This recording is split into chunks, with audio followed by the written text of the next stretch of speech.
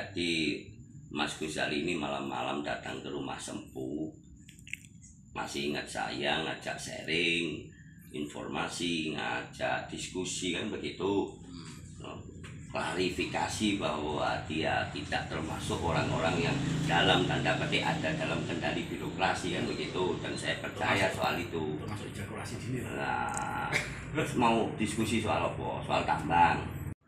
Banyak menyelesaikan masalah laporan ke Pak Presiden, KPK dan Kejagung. Baru selesai tadi. Ya, masalah tambang ini kan sudah hampir 14 tahun. Jadi mumpung presidennya ganti Pak Prabowo ini kan lebih, kita berharap bisa lebih terarah untuk memberikan manfaat yang jelas. Kita tidak ada apa konteks sentimen dengan bupati, dengan Anas, dengan ibu, dengan DPR, tidak ada. Tapi kan mereka kan hari ini gagal menjawab dengan adanya tambang itu manfaatnya apa. Itu kan tidak bisa mereka jawab. Nah, kalau mereka tidak bisa menjawab secara jelas, lugas, karena mereka pejabat negara, kan jadi persoalan. Ya. Kan itu aja yang paling sederhana. Ya. Nggak usah paling tidak saya mengatakan, kalau Mas Chandra tadi ngomong bahwa saya sentimen dengan Pemkab, tidak ada, kita tidak pernah sentimen dengan Pemkab. Saya tidak pernah mengatakan bahwa si A si B itu sentimen like and dislike, enggak. Kita ini kan sekarang mencoba membangun pikiran-pikiran yang positif. Termasuk ketika dirimu tadi menyampaikan soal tambang, saya positive thinking, itu hak masyarakat untuk menanyakan begitu loh. Saya juga hanya ingin menyampaikan, kalau memang Mas Ghazali memperjuangkan itu, ya lakukan dengan sepenuh hati, konsisten, jangan kemudian bermain dua kaki. Jadi seolah-olah mengatasnamakan rakyat, tapi kemudian ternyata untuk kepentingan sesaat dengan cara yang sesat. Karena fenomenanya nih Banyuwangi seperti itu sekarang. Ini sing dagelan. Aku percaya sama dirimu, karena dirimu kak lihat dalam beberapa babak waktu terakhir ini kan lempeng konsisten di jalur itu. Ya kalau saya menganulir surat saya sendiri kan sama aja dengan menjilat ludah sendiri. Jadi kita kan sudah menahan diri untuk tidak melapor. Sudah. Kalau saya sentimen sudah saya laporkan sebelum pilkada. Terus yang kedua, ya saya yakin percaya dirimu kan sudah punya jam terbang yang sangat luar biasa. Jadi dirimu bisa membedakan ini mana data primer, ini data sekunder. Karena saya lihat di Banyuwangi teman-teman datanya data sekunder.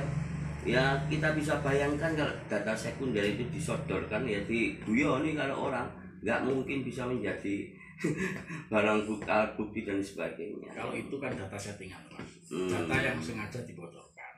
Terus jawabannya kan sudah dipersiapkan. Kalau kita itu kan kita harap dengan kita mengirim surat, karena pejabat Banyuwangi kan tidak mikir wis angel.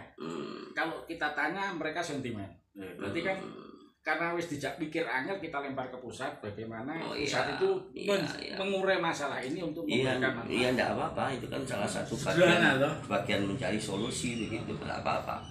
Memang faktanya di Banyuwangi ini sulit para pejabat publiknya itu diajak diskusi, diajak berpikir terbuka, diajak sharing.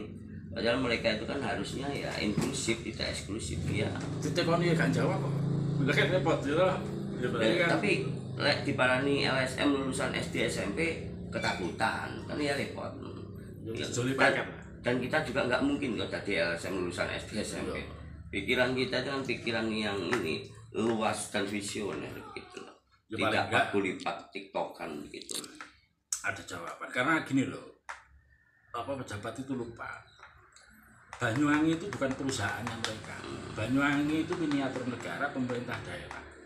Jadi segala perbuatan mereka ya, itu tercatat di dokumen negara. Salah satunya kan mesti teraudit. Ya, nggak bisa karpe ya. Jadi filosofinya begini aja untuk nutup ya. Kegagalan para pemimpin itu ketika mereka tidak bisa menangkap apa yang dimaui oleh rakyatnya. Pada posisi itu tanpa mereka sadari mereka itu sudah berubah jadi penguasa. Itu aja. Kalau kita itu sederhana kan sederhana. Situ aja Mas. Aku tekon jawaban ya. Iya. Karena tapi yang rasional. Kita punya hak tanya, kamu juga punya. Tapi yang rasional karena apa? Kita itu orang berpendidikan, ya kan? Segala sesuatu ada rumusnya.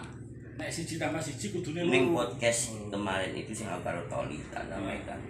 Nah, terus kalau kemudian yang terjadi seperti kasus Pulau Santen beberapa waktu yang lalu, Pak Sekda jawabnya A, Bupati jawabnya B, BPKD jawabnya C, DPRD jawabnya E. Terus kemudian rakyat ini harus pegang yang mana? Kan itu kan sama saja.